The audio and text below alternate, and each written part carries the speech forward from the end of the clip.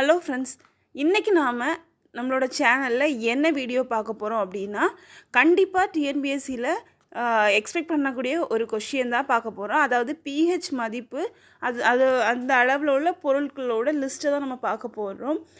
அதாவது பிஹெச் அப்படின்னால பிஹெச் மதிப்பு அப்படிங்கிறத ப்ரிசியன்ஸ் டி ஹைட்ரஜன் அப்படிங்கிற ஃப்ரெஞ்சு மொழி சொல்லிருந்து வந்தது தான் இந்த பிஹெச் அப்படிங்கிறது.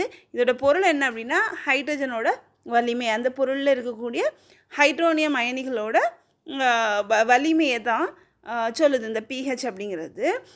நடுநிலை கரைசலில் பிஹெச்சோட மதிப்பு 7ஆக இருக்கும்.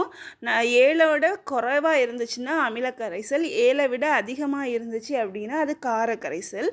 இப்போது எந்தெந்த பொருட்கள் என்னென்ன பிஹெச் மதிப்பை கொண்டது அப்படின்னு நம்ம இந்த வீடியோவில் பார்க்கலாம். 0 மின்கல அமிலம், அதாவது நம்ம பேட்ரி இருக்குல்ல, பேட்ரியில் 0 பிஹெச் மதிப்பு. 1 பிஹெச் மதிப்பு 1 இறப்பையில் சுரக்கக்கூடிய அமிலம். 2 வினிகர், நம்ம பயன்படுத்தக்கூடிய வினிகர் அமிலம், அதோட பிஹெச் மதிப்பு 2. 3 நாம் சாப்பிட்ற ஆரஞ்சு பழ ஜூஸ் குடிக்கிறோம்ல, அதில் 3 அதுதான் அமிலத்தன்மை உடையது. வெறும் வயிற்றில் அதை குடிக்கக்கூடாது அப்படின்லாம் சொல்லுவாங்க. அதுக்கான ரீசன் நம்மளோட உடம்புல அது அமிலத்தன்மையை ஒரு ரியாக்ஷன் மாதிரி ஏற்படும். அப்புறம் 4 பிஹெச் மதிப்பு கொண்டது தக்காளி பழம். 5 பிஹெச் மதிப்பு கொண்டது நம்ம கடுங்காஃபி.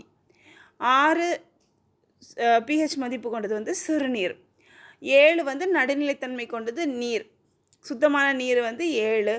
8 கடல் நீர். 9 பிஹெச் மதிப்பு 9 சமையலுக்கு பயன்படுத்தக்கூடிய சோடா. 10 செரிமான மின்மைக்கு பயன்படுத்தக்கூடிய மாத்திரைகளில் பிஹெச் மதிப்பு 10.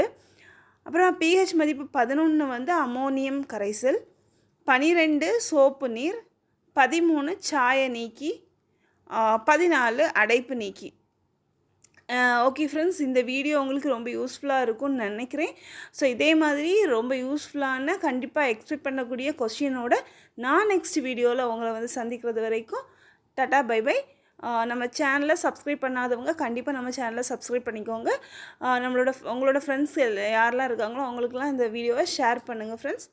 தேங்க்யூ. Good luck friends.